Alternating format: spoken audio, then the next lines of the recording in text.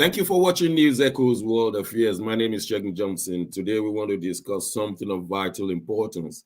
United States of America have gone to initiate a very wonderful scheme between herself and the rest of Africa. So I have in the studio with me today, ladies and gentlemen, who will be dissecting the affairs in faraway Toronto, Canada, is our analyst, Sir George Chukwu. You're welcome to the program, sir. Good morning, Dr. Johnson, and viewers around the world, welcome.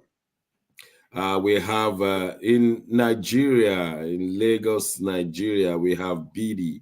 Hello, Bidi. Dr. Shegun, good morning. Thanks for having me here. Our viewers, they are. And in Milan, we have our man, Mark in Milan. We call him Mark in Milan. You're welcome to the program. Good morning, Dr. Shegun. Good morning, Sir George. Good morning, BD. It's good to be with you guys again. Rub minds together. Yeah, the United States have gone ahead. Many have said this one is to counter the effect of Russia in Africa and in China. And United States held a meeting in the last 3 days with 49 countries of Africa. Actually, there are 54 countries in Africa, but they held meeting with 49 countries. We'll be telling you those countries that were not invited, probably legitimately or wrongly, we'll be asking. But let me seize this opportunity to welcome Dr. Godwin Ibe from Moscow, Russia. Dr. Ibe, you're welcome to the program. Thank you so much for having me, viewers, for tuning in. Yeah, it's a great thing having you here. That is Dr. Osita Anyemeka, all the way from the seat of power in Abuja. You are welcome to this program, sir. Thank you so much, Dr. Shegun. I'm glad to be here. Yeah, Sir George, you are the closest to Joe Biden. What is America up to? The last U.S. African Aid Summit was in 2014 by Obama. Personally, I believe that Obama did not have any good African foreign policy. I might be wrong, so that's why I said personally. But Trump had none at all. He did not have any U.S. Africa aid.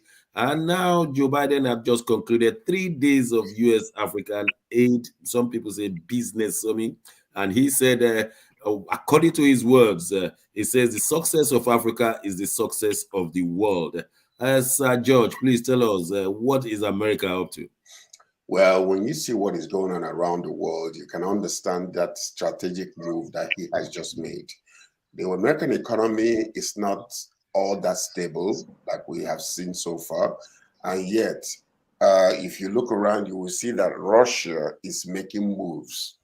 And most of the move that is being made by the President of America, I call him my grandpa, you know, down the street.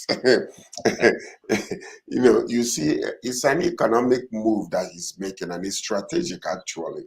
They do it as if they want to help us, but in actuality, it's to help each other out.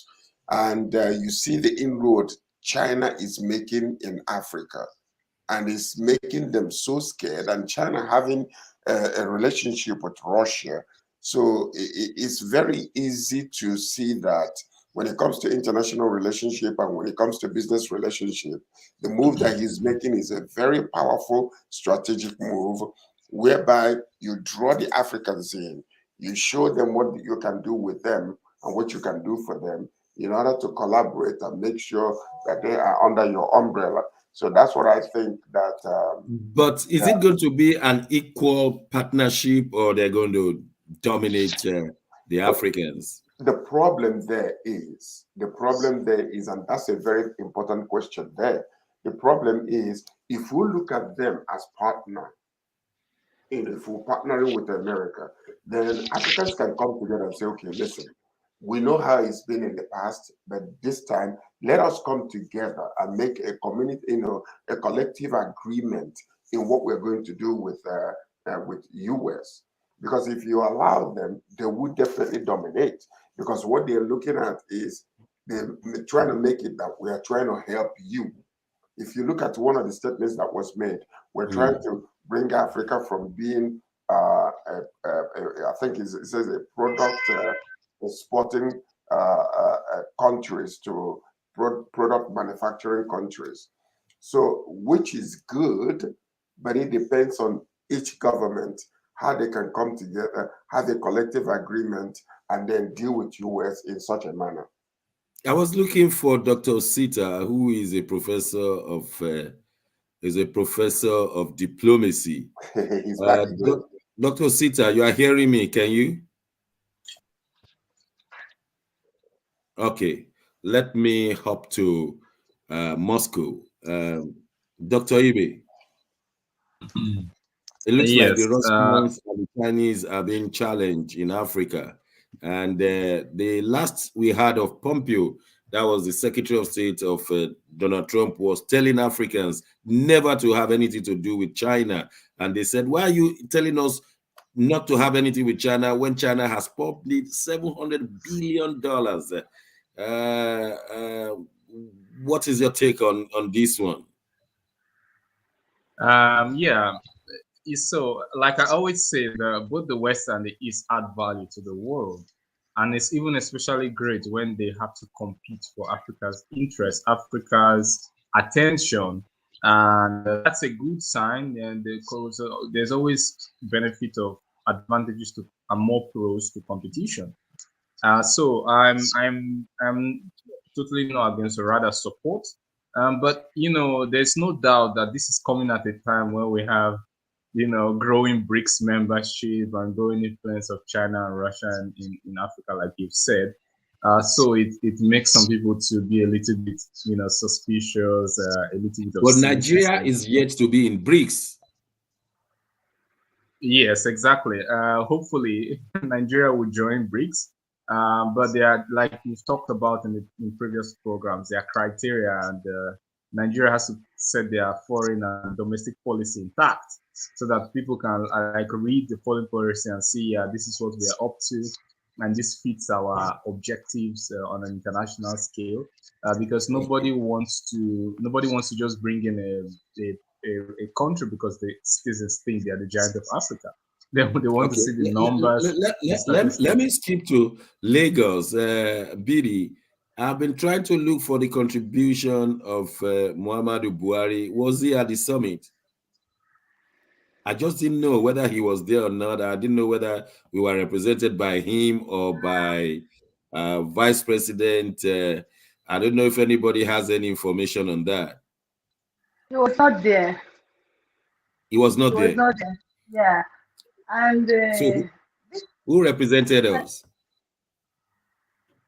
I can't really give that full information now at the moment. I can't really give it now.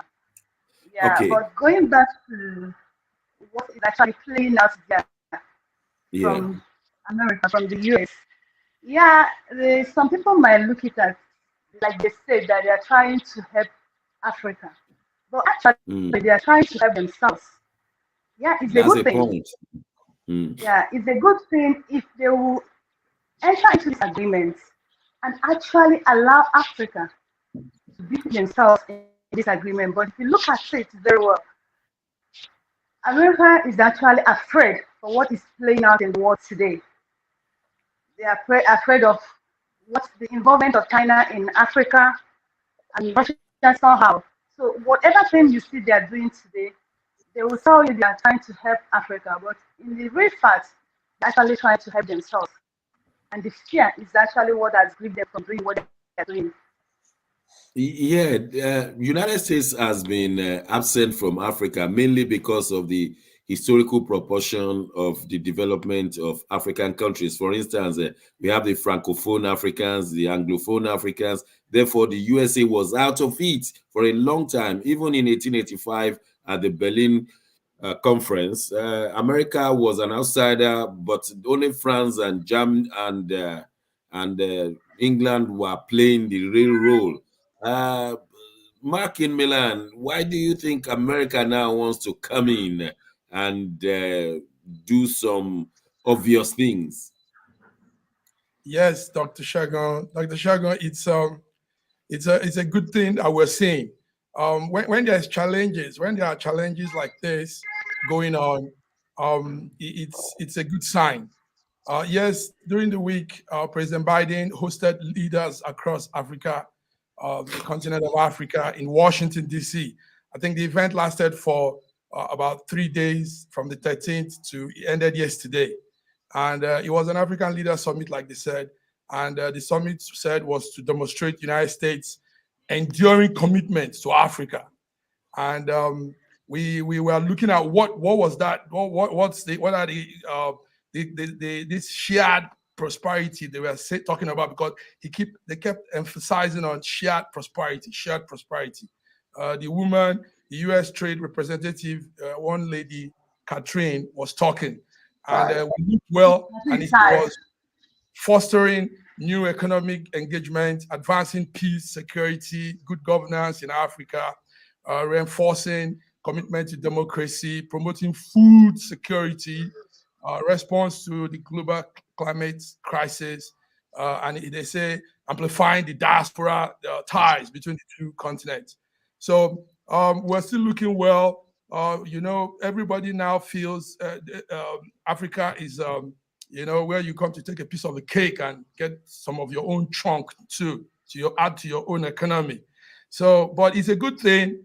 This will also make China to spring up more stronger, and make Africa too wake up to some reality.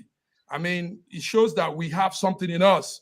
If everybody's wanting to come, get involved with us, do something with us, then we have what it takes. So, but Africa is not realizing that. It's interesting that they did not call it aid summit. It was a trade summit. It was a business. I think they were very careful. Can I add something?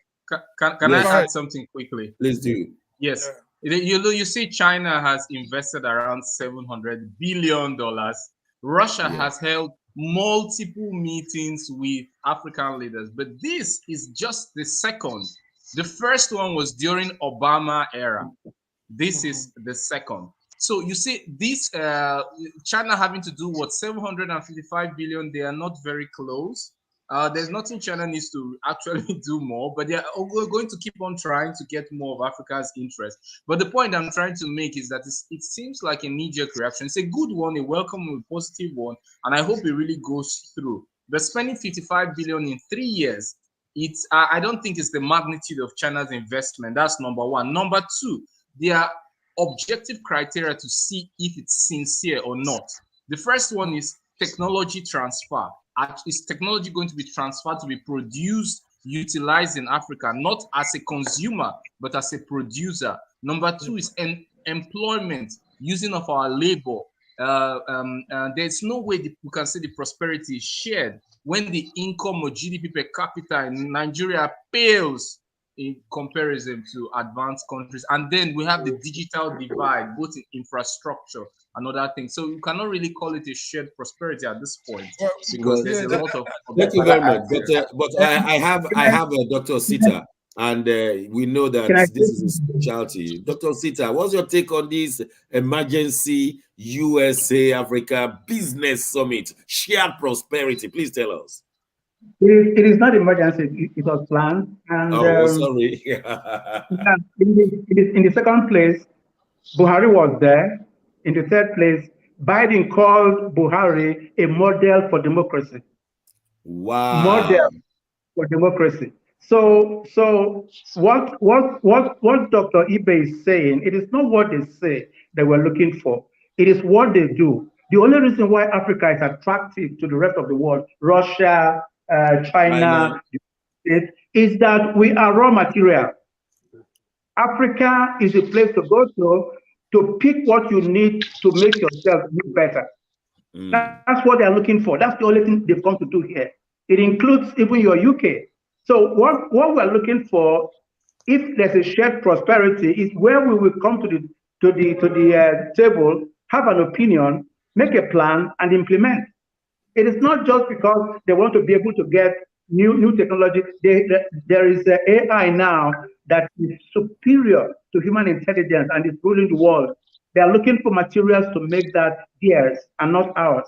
Okay, so now that we are with us, let me ask you this question, Dr. Sita. 5 countries were not invited: Eritrea, Burkina Faso, Mali, Sudan, and you see that these are countries, Guinea, these were countries that had coups in the last few years, many of them from West Africa. And do you think that is fair enough, or you think is a way to foster and tell us what to do, especially in these countries? Okay, France has done that to Francophone countries. What we're looking at now is what is in the interest of the United States. They are looking to carry a war out on terrorist countries. We are a terrorist country, and Buhari is a model for democracy. We are looking at these superpowers as super lords. They're telling us who we are when we know who we are. So by definition, these countries that have not been invited must have something peculiar that the United States is looking at to be able to keep them at bay for now. They're not permanent enemies. They are just there because what they are looking for from them now is not there yet. So for this summit that has happened, some West African countries, were involved, but from the east and from Southern Africa, there are some countries there too that have been targeted by the US for sanctions, and we're waiting for that to happen. But please, let us look at them as certain standards these days, because the standards have not helped us. Shared prosperity doesn't mean anything. Yes, Sir George. I was expecting you to come in, Sir George. I still don't understand. What we're seeing here is, it's a long-lasting relationship they've had. They call it the African Growth and Opportunity Act, which a lot of the presidents in the past did not take advantage of.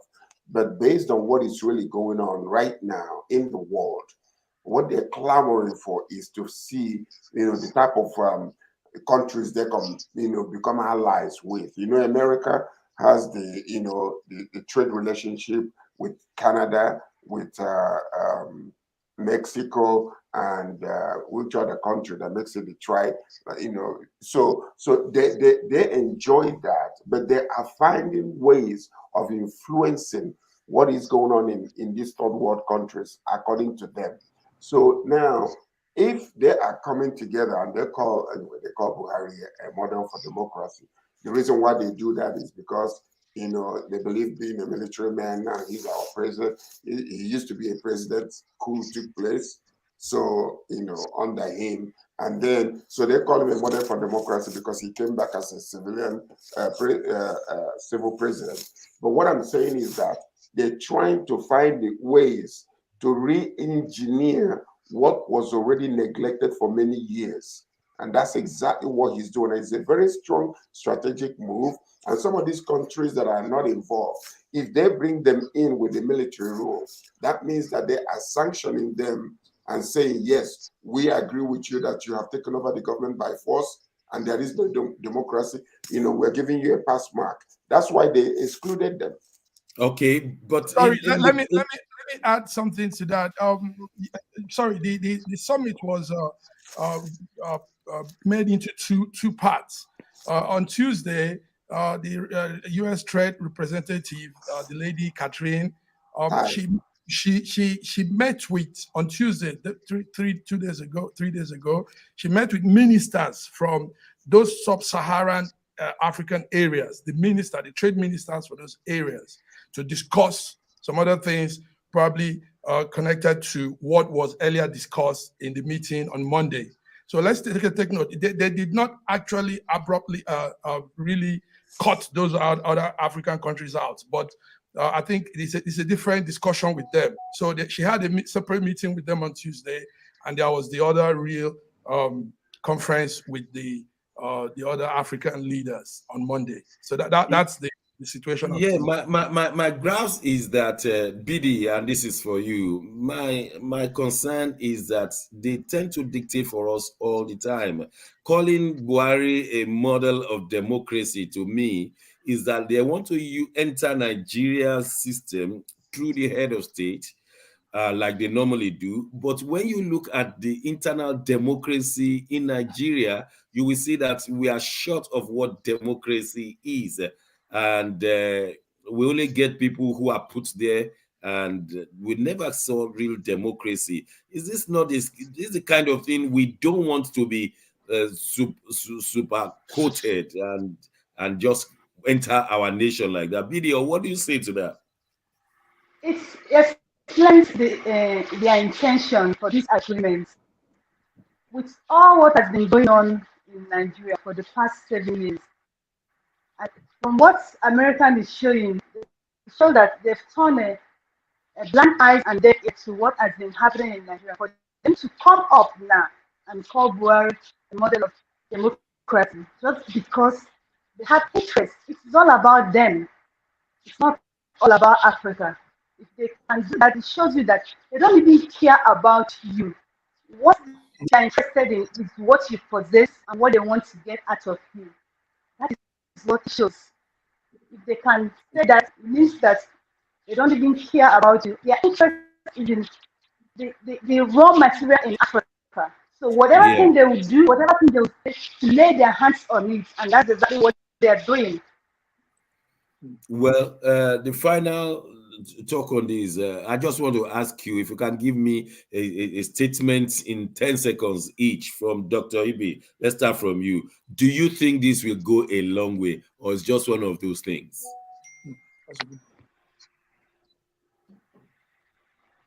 Dr. Ibe. Okay, I think his network has frozen. Okay. Hello, can you hear me? Can you hear me? Okay, we can hear you now. We can hear you. Yeah, now. Sorry, I muted myself. I wanted to say that, like I said before, it seems like a knee-jerk reaction in the sense that, like, maybe it had been planned as a contingency plan, but the pace at which it's going now is clearly a knee-jerk reaction. Number two, remember in 2020, Buhari was called out for the mass killings in Nigeria. In 2021, Buhari was called out by the US government for the Twitter ban. When Biden made calls to Africa in 2021, Buhari was snubbed. Nigeria was refused trade of weapons, citing human rights. Now, this is a clear contradiction. I am not giving my opinion. I am saying that the statements made in 2020, 2021, and now today contradict themselves. So I can't really say it's something sincere in saying that. Sir George, in a nutshell. Yeah, in a nutshell, what we're seeing here is a considered bad child is actually, he's washed his face a little bit, and you see he's not appearing and making a lot of comments. He's about to go.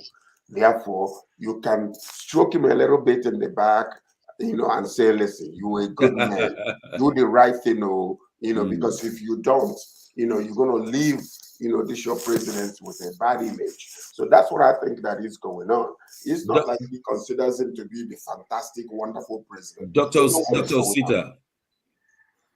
I think. Okay, Mark in Milan, in a nutshell. Thank you very much.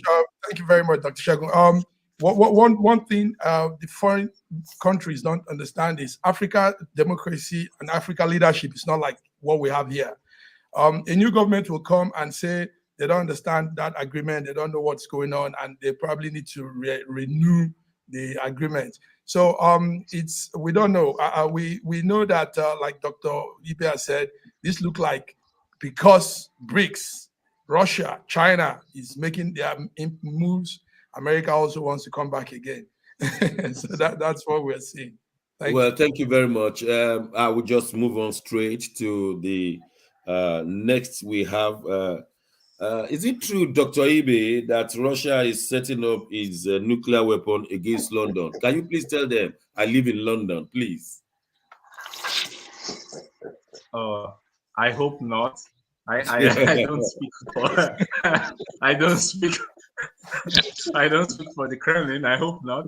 But what I can say clearly is that every campaign drills are all escalatory in nature. But if you ask both sides, they will say it's long plans, it's going according to schedule, there is no aim to escalate, and everything is going according to schedule and plans. But each of these let me say bombs which are not carrying any warheads could as well carry warheads. There could be miscalculation, there could be maybe false. That would be a deadly miscalculation.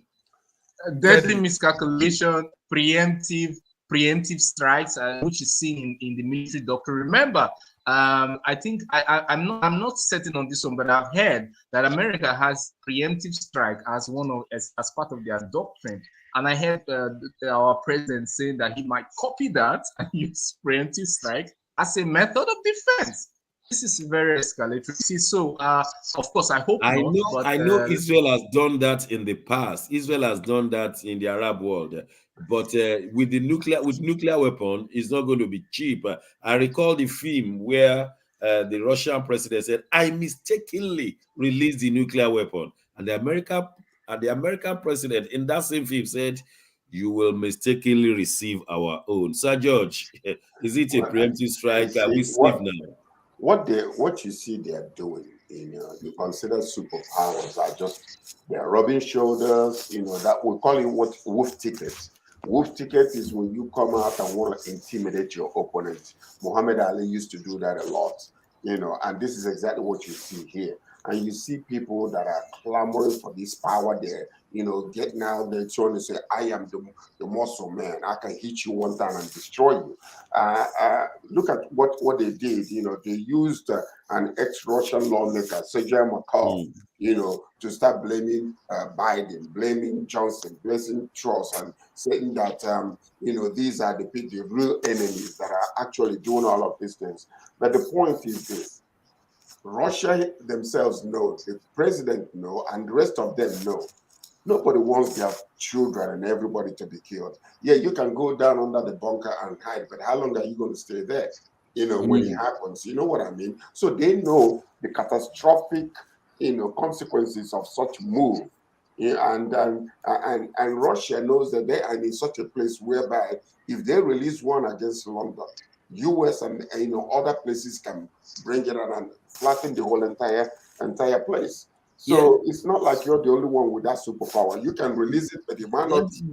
Absolutely. Dr. Sita, why is Russia trying to escalate this war everywhere? Why? Because they've now started hitting Ukraine in all their energy places, and they're putting Ukraine in darkness. And you wonder what's going on. Why are they escalating? They claim this is the one I like. Putin claims that he could do whatever the US does. The usual preemptive strike has been the US MO. This is what they do so well. And Putin is saying it's not just the US alone that can do it. I can do it with anything that I have. Whether it is hunger as a weapon of war, nuclear as a weapon of war, whatever it takes, that we, the Russians, we also have it. But if you ask me personally, this is not anybody's view. I don't think Putin is going to go beyond what he's doing now to do a nuclear strike for some reasons. He knows that as soon as he does that, the entire world will come after him. He knows that, and that will not be good for Russia. But what Russia is doing now is to sustain their strategy of war. They are very good at it. They will keep doing this until one day something will happen and this whole thing drops. But we are praying that by the time that happens, that Ukraine will still be there. Because the way things are going, NATO is not ready to to go head on with Russia because they know what the result is. And we know who the man at the top of affairs in Russia is. So what we are looking at now is to find whether there is any diplomatic move at all, that can begin to power this down. Yeah, we really need that one. Bidi, the Pope said Putin is involved in the cruelest war ever seen, and Russia did not take lightly to. He apologized, and then he went on. The Vatican, not him himself, the Vatican went on to apologize. What do you say to that? Is it the cruelest or not? I mean, but in the world of diplomacy, they don't say things like that. So, what do you say? Well, we know who Pope is and the way he speaks. He's one man who speaks the truth the way it is. The people want them to speak with diplomacy, but I don't think it's part of his nature. You understand that? But what he's said is nothing far from the truth. Putin is one man. He himself knows he has run out of ammunition. He has run out of friends. All what he's doing is trying to sustain the energy and make it look like he's still in control. So what Pope said to me, I don't think is anything far from the truth. Yeah, well, the Vatican was apologized. We don't know whether the Kremlin accepted the apology. Well, Vatican and is Dr. Ibe there? I just want to know. Yes, if, I just have 1 second, one minute to add to this. The Ministry of Foreign Affairs claimed that they accepted, they received the apology. But I want to say that the perception BD has of Russia not having friends is very far from the truth. There are lots of friends. Just not everyone is able to speak, is ready to speak out with boldness, as you can see in the UN meetings in the G20. You can see BRICS, you can see OPEC Plus and the policies that they come up with. You can see trade. Yesterday or 2 days ago, Putin said that the trade between Russia and EU increased by 1.5 times in 1 year. So people are doing business, people are buying things, the friendship is there, not everybody is talking about it. China says there's no upper limit to the friendship between them and Russia, for example. There's no upper limit.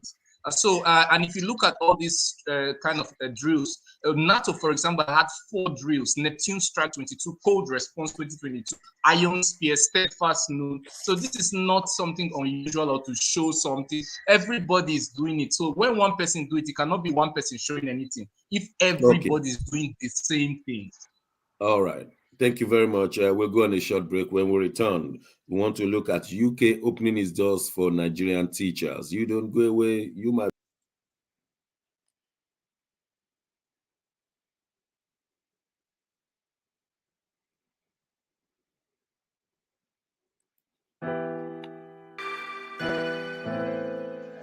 Schengen Story magazine is an African international bi-monthly magazine based in Milan, Italy, and founded in 2016. The publication focuses on personalities, fashion, style, entrepreneurship, and culture for Africans.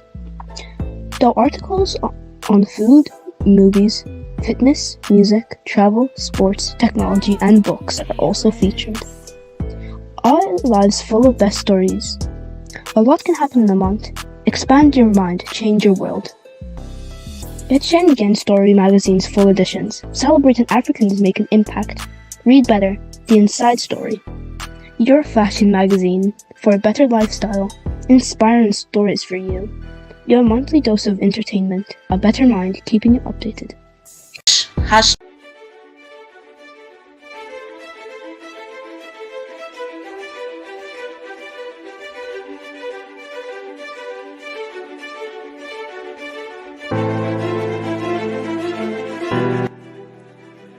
Hi there, I'm Mary Keurig, and I am a businesswoman in the United States, but I'm also the Global Content Vice President for the Sub-Saharan Open University in Nigeria.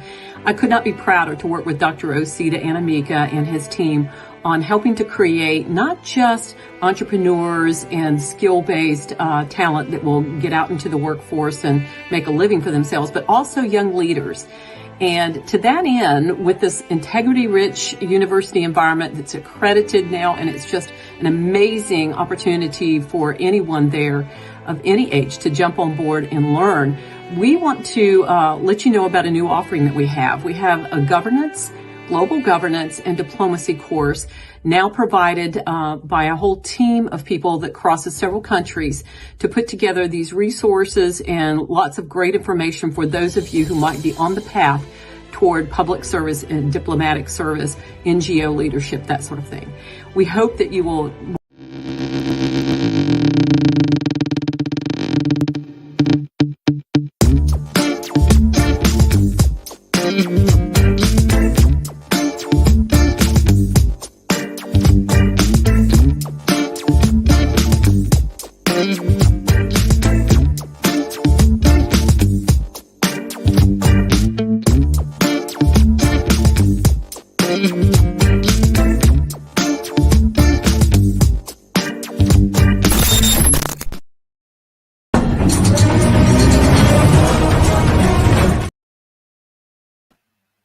Thanks for staying with us. It's the News Echoes World Affairs. We are saddened to announce the death of Mr. Seriki, Ademola Seriki, the Nigeria's ambassador to Spain. We got his news of his demise yesterday, age 63. Does somebody want to put a condolence there for the family?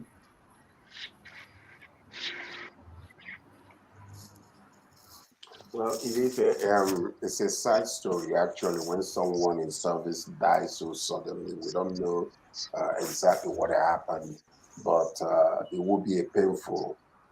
We can understand what the family might be going through, and we're praying for their strength, and that they will continue the legacy that he left behind.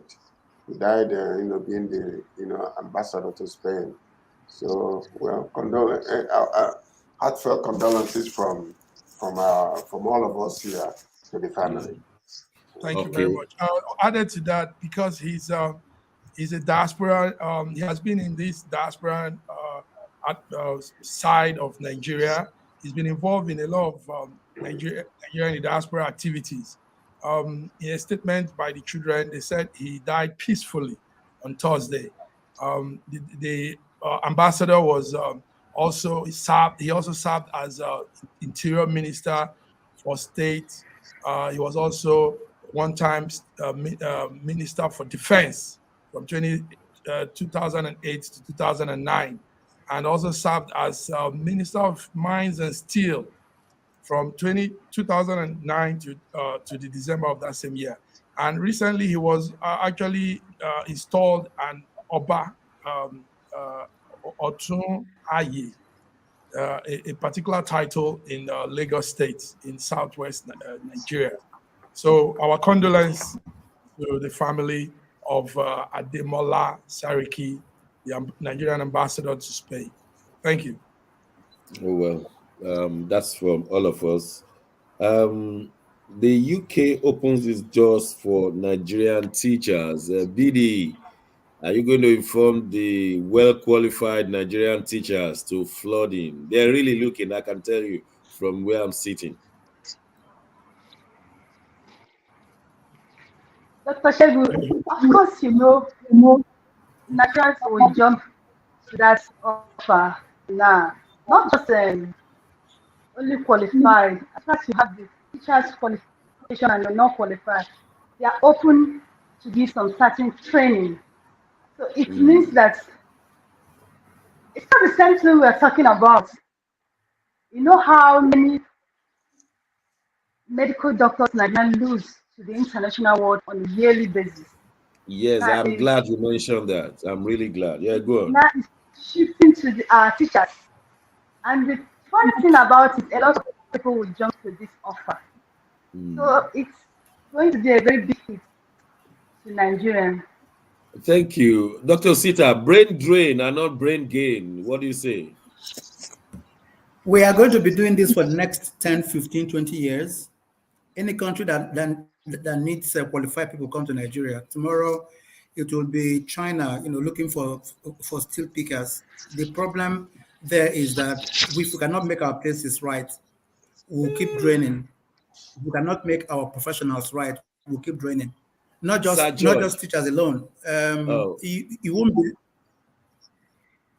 Sir George, yes. Canada is you won't believe the amount of other professionals that are leaving the country. Well, so many of them, not just teachers alone.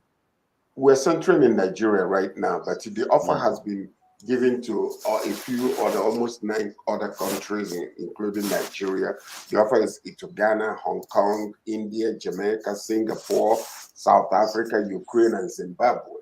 So it's not really centering in our place. But what you see is some of these other countries where the country is balanced and the economy is a little stable, you might not see a whole lot of people migrating to UK as it is in Nigeria. So you will see more of our people going there because of the state of affairs in our country. It is a brain drain, and they are willing to bring you in, but they're not saying bring what you have with your qualification and come and teach our children. No, we will train you in our own way, show you what to teach, and then train, so that it will not be different. But what I'm seeing also is that, after the pandemic, a lot of people started seeing life differently. So now you're seeing a lot of people, even in that profession before, they just basically want to live their easier life. So but Sir George, Canada is doing the same thing to us. Canada is draining Nigeria. All our good brains are going to Canada, either they are students or professionals. But what do you expect, Dr. Shegun? What do you expect? A country that, look at their state of affairs. And that's the reason why we keep saying what we're saying.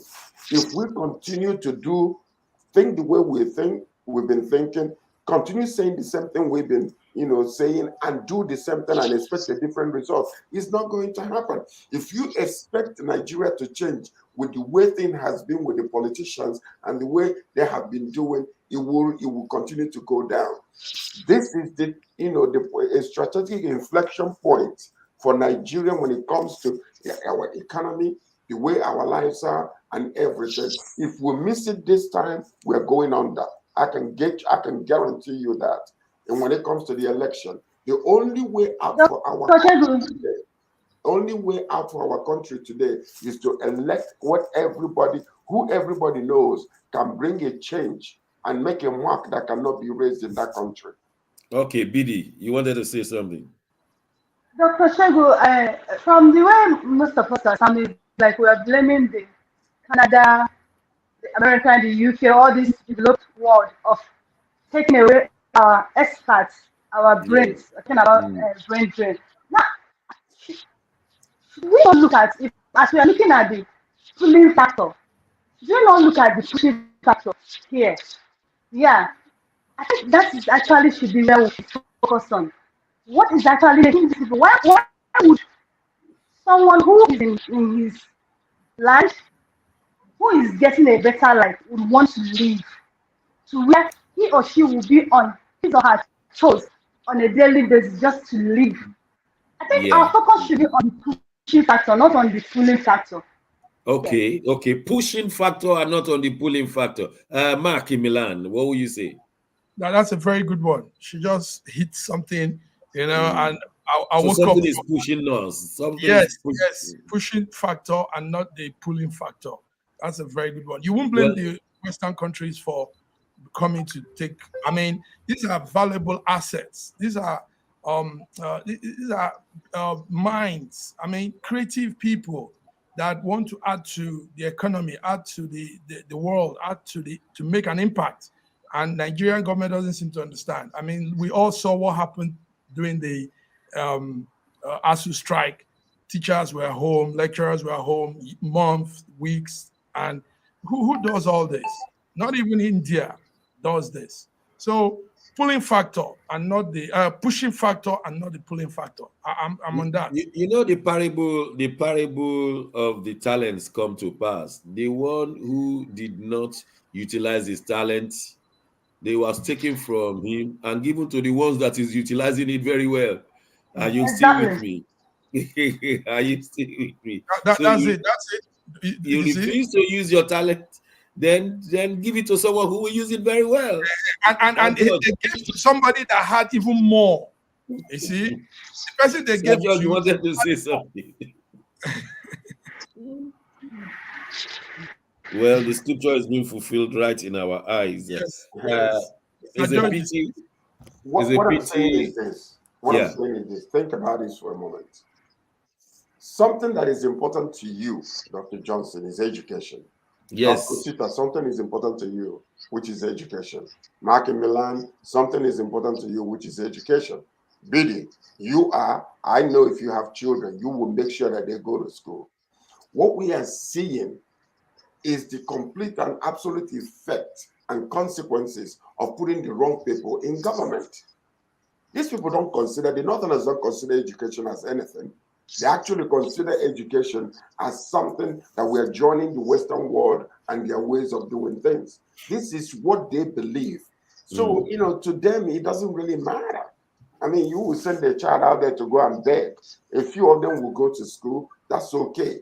You know, one person will be the one that is educated. Everybody will follow them. But you come to the southern part of Nigeria, when you give them the leadership, they will come with what they have. You can't give somebody what you don't have. Many of these people are military men. They were forced to go to school because they were in the military. And that's how they are still the ones trying to rule us today. They don't understand the importance of education. It's not in their belief system. So what I'm saying is, you don't expect anything different because they don't have it to give. And it's not in their value system. We need to change the government in Nigeria in order to have a global effect of our nation coming to, power with other countries. Bidi, is there anything we can do that we can neutralize the pulling effect? I mean, we can say, look, that money is too small, nobody is going. Is there a way the Nigerian government can say, thank you for your offer, we are not allowing any of our teachers to go, we need our teachers? It's not possible. You know why I said, yeah, we can do it, we'll have the power to do it.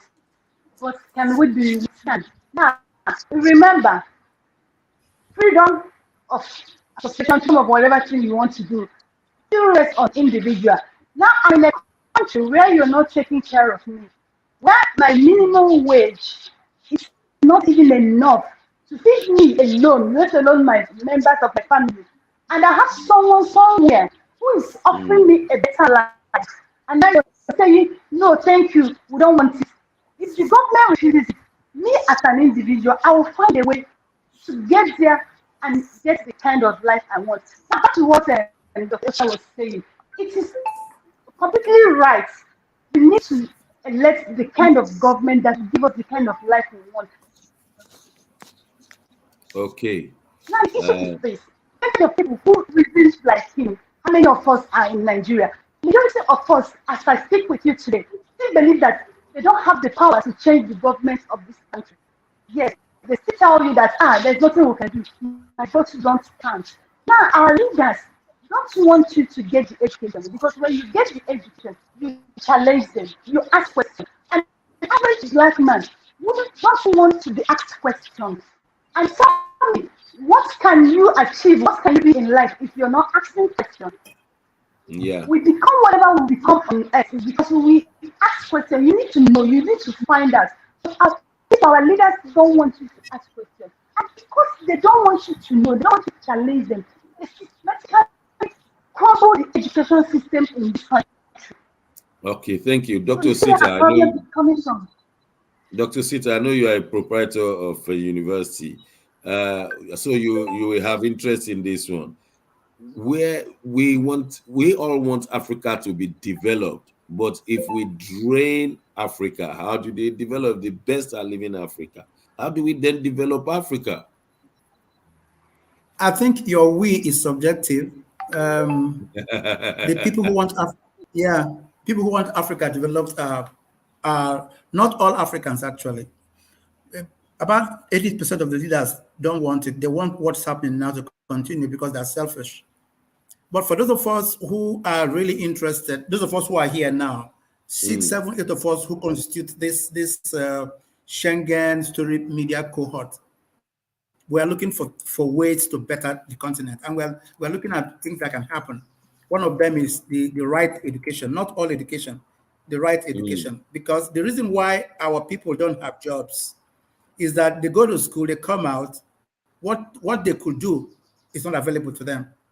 So that is why also the kind of education that we're looking for is enterprise-related education, because that is where it should be. That is what should happen. For us to go to school now to study the graduates chemistry, of your university, biology, Dr. Sita, the graduates of your university, where do they work? Yes. I mean, do you encourage them to work in Africa? They're on the street on their own. They're self-employed. They are self-employed. Wow. We are an entrepreneurship university. That's the difference. What? You train them, they leave school, hit the street, and employ themselves and employ others. They are self-employed and employers of labor.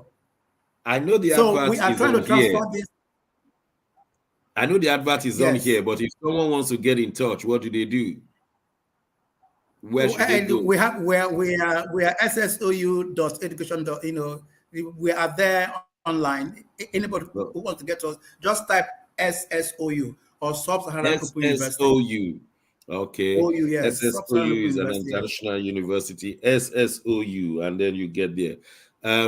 Well, we'll just move on to the last story of today, which is not too good one. Morocco is out of the World Cup, and Nigerians have been supporting Morocco until about 2 days ago.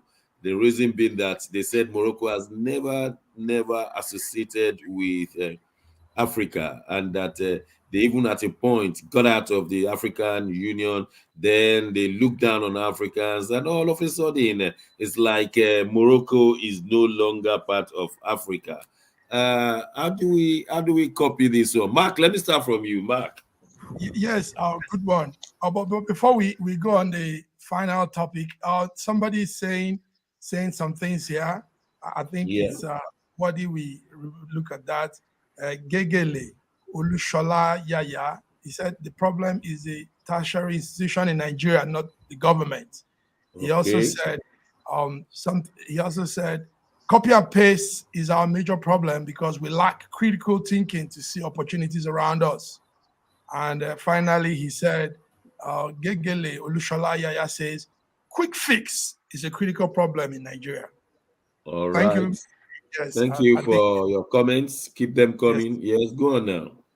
Yes, sir. Dr. Shogun, when our president gave a shout out to congratulate the president of Morocco, a lot of people started saying, this looks like a bad omen. Oh, this looks like a bad Anyway, Morocco is out, but Morocco has done very well for Africa. Morocco went to a stage that no African country has been to. And there are some interesting things behind this whole the Morocco-France march. Take note that France controlled Morocco as a colonizer, or what you call a protectorate division, for more than 4 decades, until the country's independence in 1956. So Morocco and France has so many in common. And they were also locked into a diplomatic dispute. Remember, France limited visas to Morocco and stopped some Moroccans from coming to France. So there has been that good and bad kind of relationship going on. But France now showed them that they were probably the real big brothers. And we all felt sad, but that's football for you. Football can be very unpredictable. Well, Nigerians are very fanatic when it comes to football, but when it comes to supporting Morocco, and the Moroccans now feel superior, they started releasing. In 1963, Morocco refused to sign a commitment to support the decolonization of South Africa, Angola, and Mozambique. In 1984, Morocco withdrew from the Organization of African Unity, now AU, a decision which followed her acceptance of the Sahrawi Arab Democratic Republic. In 1987, Morocco applied to join the European Commission, now EU, but was rejected. In 2004, when South Africa beat to host the 2006 World Cup, Morocco voted against South Africa to allow Germany win the bid. In November 2014, Morocco withdrew from hosting the January 2015 edition of the African Cup of Nations, only 2 months to the tournament start. They claimed that they did not want Ebola to spread to their country, but a few months later, they organized the Club World Cup. In 2022, at the ongoing FIFA World Cup, after their win against Portugal, they dedicate their win to Arabs around the world. Sir George, Moroccans don't see themselves as Africans. Nigerians have said they are not Africans, and everybody is moving in his own life. What do you say? Well, it's just the same way that you see some of our northern brothers, they don't consider themselves, they have allegiance to what? To the oligarchy. So, they rather have somebody from Niger, rather, from somebody from Southwest or Southeast to collaborate with, right now. So this is what you're seeing. So there is that, what you call, they want to come together with what they consider to be the ones that look like them and act like them. So they might take a geographical location in Africa, but actually they don't consider themselves as Africans. Osita, we understand that Buhari voted against AU secretary at a point, and voted in favor of the Malian representative. Was a Malian representative of Sudan representative, one of the Nigerian. So it's like blood is thicker than nation, isn't it? Yeah, blood is thicker than nation. Whether we like it or not, this is Morocco is actually a country where you take ferry for under 1 hour. You're in Spain. So we are under 1 hour. You're in Spain. They are nearer Europe than they are here. While they are applying for EU membership, they are rejecting AU as an umbrella thing for them. So what we know is their state of mind. They are actually sad. I have some classmates from Morocco. They are sad when you call them Africans. Wow. They might not jump at you. Yes, they might not jump at you. I begin to box you, but they walk you to the side and say, "Please don't say that tomorrow. Don't say that tomorrow." It means that you are insulting them. No, we are claiming that because of the continent case, the map of Africa. Yes. In the World Bank, you know what they are called? They are called MENA. They are not Africans. But I think that perception is changing, because when you come to Europe, in France, Spain, Italy, Germany, when Moroccans mix with Nigerians, they get excited. It has happened to me a couple of times. Yes. My brother. Those are the individuals. I said I had classmates who are in love with me. They will draw you aside. They'll take you aside and say, "Please don't say that tomorrow," because some other Moroccans might be looking at them. These are personal things. I think, Mark, I think it's because they feel rejection as well. There are many North Africans in England that will call me my brother because they too, they are feeling the rejection. The British yes. So they're looking for you. But if it is within their cohort, then my friends tell me that no Moroccan can win election in Morocco, side in Africa. None. But it's not only Morocco. When we talk of this Africa, when we talk of this segregation and that trying to look different in Africa, Ethiopians do that too. They tell you they are not part of that West Africa. Nigerians too are very proud. Bidi, what do you say? Nigerians too are very proud. Before we close,